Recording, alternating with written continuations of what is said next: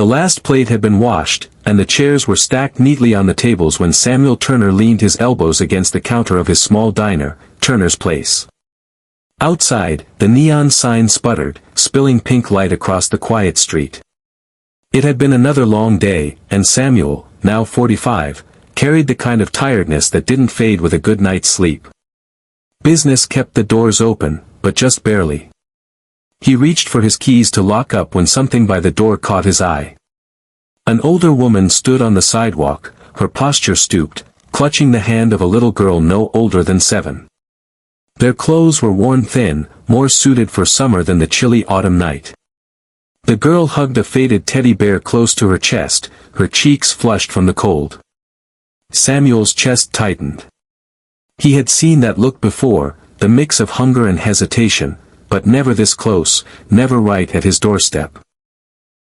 The girl whispered something to the woman, who shook her head gently as if to say, "Not here, not tonight." They began to turn away when Samuel quickly pushed the door open. "Hey there," he called out. "You two okay?"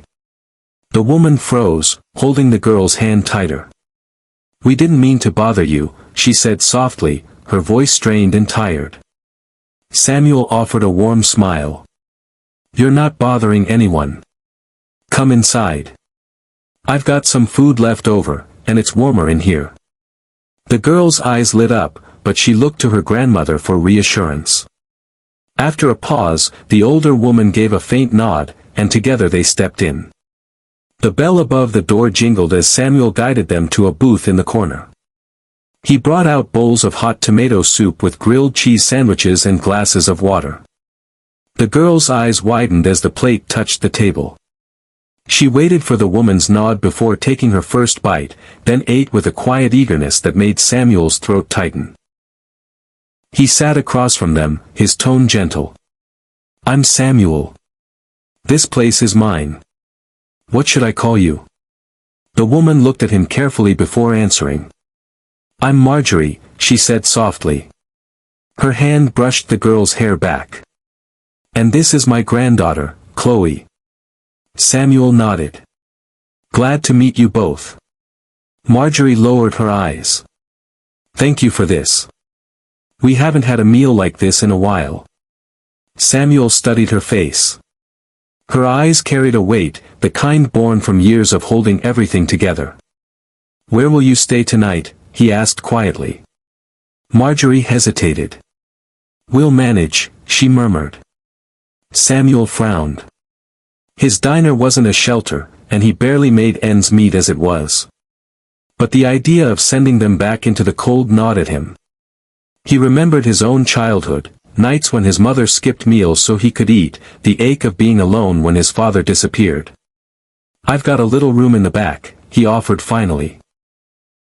"It's just for storage, but there's a cot, and it's warm. You're welcome to stay the night." Marjorie's eyes widened. "We don't want to be a burden." Samuel shook his head. "It's no burden. Honestly, I'd rest easier knowing you weren't out there." Chloe tugged her grandmother's sleeve. "Please, Grandma," she whispered. Marjorie's lips trembled. She gave a slow nod. "Just for tonight." Samuel led them to the storage room. Shelves lined the walls, stacked with supplies. A cot sat in the corner, covered with a spare blanket. Chloe climbed onto it quickly, pulling her teddy bear close. Marjorie sat beside her, her eyes glistening. "Thank you," she whispered, her voice catching. "Get some rest," Samuel said softly. "We'll talk more in the morning." He returned to the empty diner. The silence pressed heavier than usual, his mind circling back to the grandmother and child asleep just down the hall. That night, in his small apartment upstairs, Samuel told himself it was just one night. One act of kindness. Tomorrow, they'd move on. But he didn't know then. What happened next would change his life forever. The next morning, Samuel came down earlier than usual. The smell of coffee filled the air as he peeked into the storage room. Chloe was still curled up on the cot, her teddy tucked under her chin. Marjorie sat quietly at the edge, her hands folded, her expression worn. "Good morning," Samuel greeted gently. Marjorie looked up, startled, then managed a weak smile. "Good morning. We'll be out of your way soon." "You're not in the way," Samuel assured her. "Come on, breakfast is on me." He made pancakes, scrambled eggs, and bacon. Chloe's eyes lit up at the sight, and she ate eagerly. Marjorie ate slower, her hands trembling slightly as she lifted her fork. Samuel leaned on the counter. "If you don't mind me asking, how did you two end up here?" Marjorie hesitated, glancing at Chloe before lowering her gaze. "It's not a simple story." Samuel gave her space. "Take your time." She drew in a shaky breath.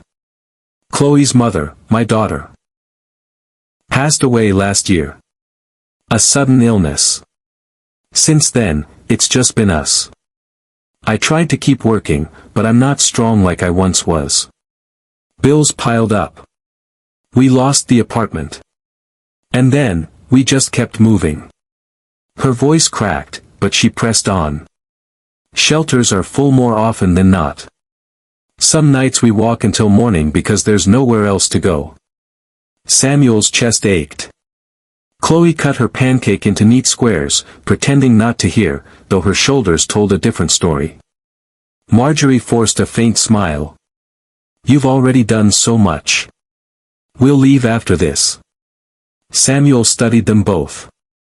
He had meant only to help for one night.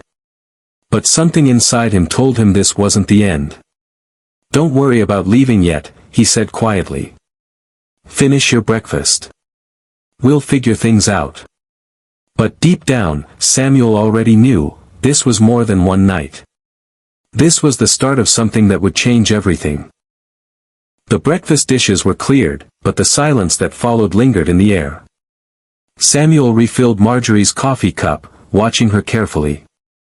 She sipped it slowly, her hands still trembling, and Samuel noticed the faint calluses along her palms, proof of years spent working hard. Chloe finished her meal and slid off the booth seat, wandering toward the small jukebox in the corner. She pressed her little fingers against the glass, peeking at the colorful song titles though she had no coins to play them. Samuel smiled faintly at her curiosity. "You like music, Chloe?" She nodded shyly. "My mom used to sing with me. At night, when I was scared." Marjorie's expression faltered, her lips tightening. Samuel caught it, his chest heavy with quiet empathy. After a pause, Marjorie set her cup down. "Mr. Turner, you've already been more generous than we could ever repay. We'll move along after this. We don't want to trouble you any longer." Samuel shook his head. "You're not troubling me. You both deserve more than walking the streets." She met his eyes, her voice steadier than before. "But why? Why are you doing this? People usually look away." Samuel leaned against the counter, his gaze distant for a moment. "Because once, it was almost me. My mother worked 2 jobs when I was a kid. There were nights she'd pretend she wasn't hungry so I could eat. If someone had offered her a safe place, just one night of peace, I think it would have meant the world to her." Marjorie's eyes softened. She had no words, but she didn't need them. The gratitude in her gaze said enough. "Stay a few days," Samuel offered finally. "I could use an extra hand in the diner, even if it's just washing dishes or wiping tables. That way, it won't feel like charity." Marjorie blinked, surprised. "You'd hire me? Why not?" Samuel shrugged. "You clearly know the meaning of hard work. And as for Chloe, she can stay in the back where it's warm. I'll even set up some crayons and paper for her." Chloe's eyes lit up at the mention of crayons. "Really?" she asked, rushing back to the booth. Samuel grinned. "Really?" For the first time in a long while, Marjorie allowed herself to exhale. The next days fell into a gentle rhythm. Marjorie arrived early each morning, tying one of Samuel's spare aprons around her waist. She washed dishes, wiped down counters, and even began chatting with customers when they came in. Her warmth drew people in, and soon, Samuel noticed the diner buzzing in a way it hadn't for years. Chloe, meanwhile, settled happily at a small table Samuel set aside for her in the corner. She colored pictures with crayons he'd picked up at the store, occasionally running to show them off. Customers cooed at her artwork, sometimes pinning the drawings on the diner's bulletin board. One evening, as Samuel swept the floor, Marjorie approached him. "You've given us more than we can ever repay. But I don't want to take advantage of your kindness. This arrangement, it can't be forever." Samuel leaned on the broom, studying her tired face. "I'm not asking for forever. Just take things one day at a time. You've been good for this place, Marjorie. Business is actually picking up because of you. People like seeing a friendly face when they walk in." Marjorie blinked back sudden tears.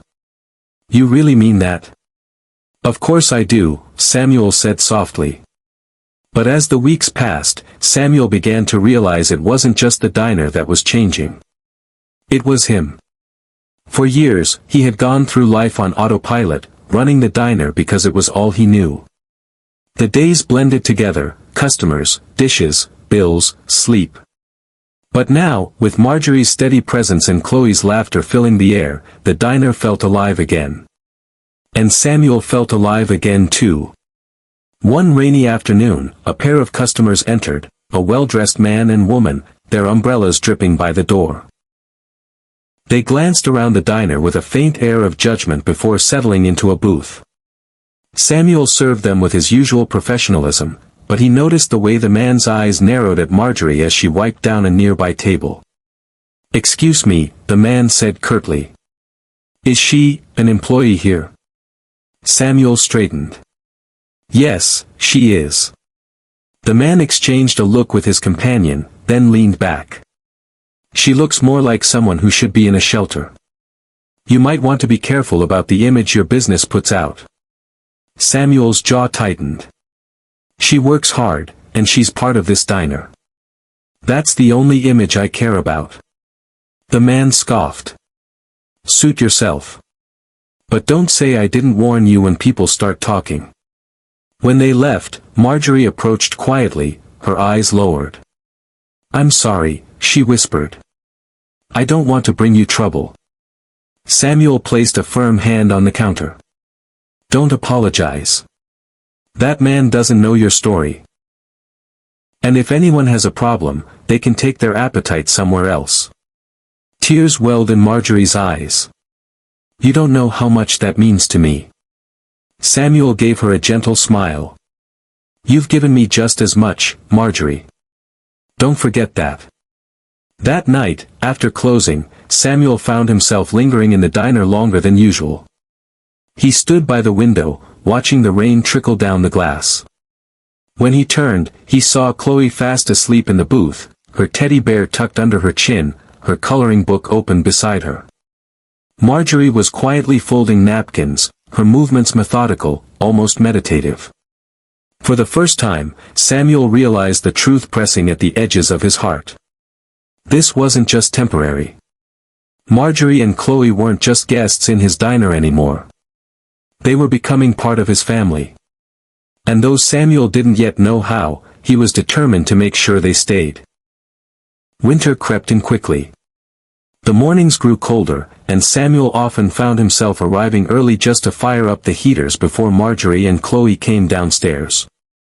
The diner had become more than a workplace now, it felt like the heart of something new. Still, Samuel knew a storm was brewing. One evening, just before closing, a woman in a gray suit entered the diner. She introduced herself as Ms. Caldwell from Child and Family Services. She had received reports about a little girl spending her days in a restaurant. Marjorie's face went pale. She clutched Chloe's shoulders, her voice trembling. "Please, she's all I have left. Don't take her." Samuel stepped forward firmly. "She's safe here. I've been making sure of it." The social worker eyed him carefully. "Mr. Turner, providing food and a warm spot is kind, but this isn't a permanent solution. The child deserves stability." Her words cut deeper than Samuel expected. Because she was right, kindness wasn't enough. Chloe needed a real future, one that couldn't depend on day-to-day goodwill.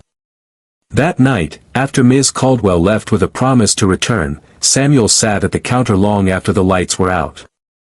His mind spun with possibilities, none of them easy. When Marjorie came to sit beside him, her face etched with worry, Samuel finally voiced what had been building inside him. "You and Chloe don't just need a roof for a night," he said quietly. "You need a home. A family.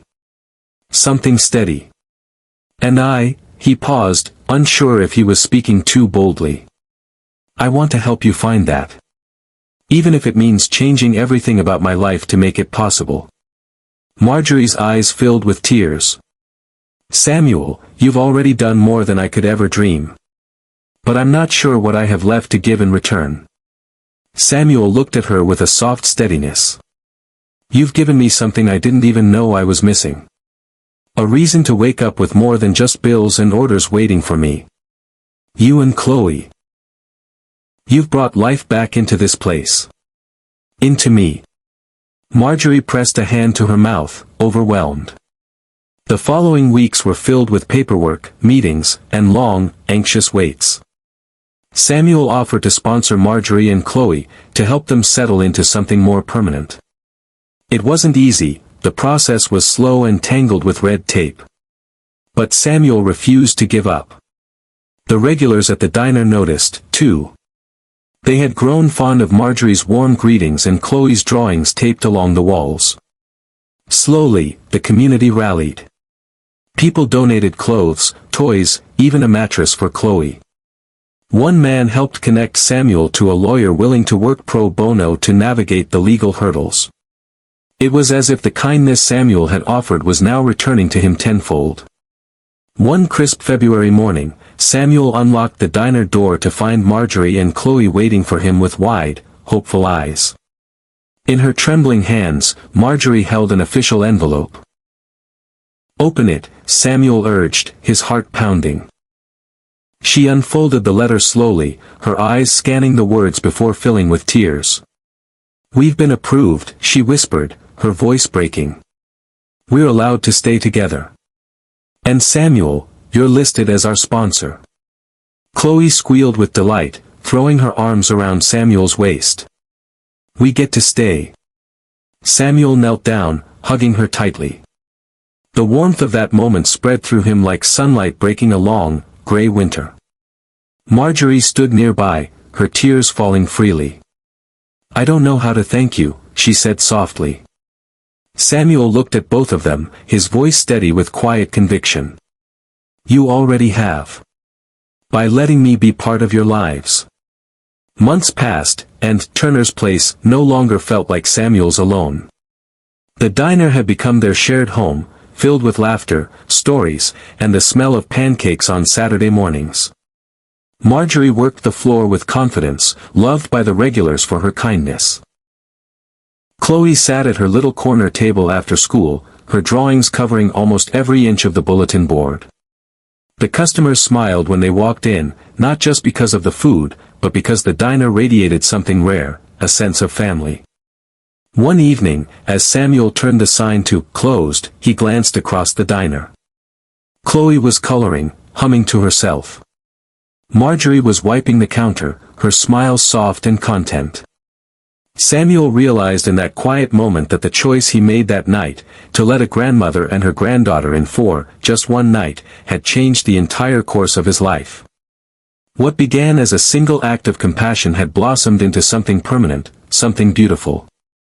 A family. And Samuel knew, without a shadow of a doubt, that he wouldn't have it any other way.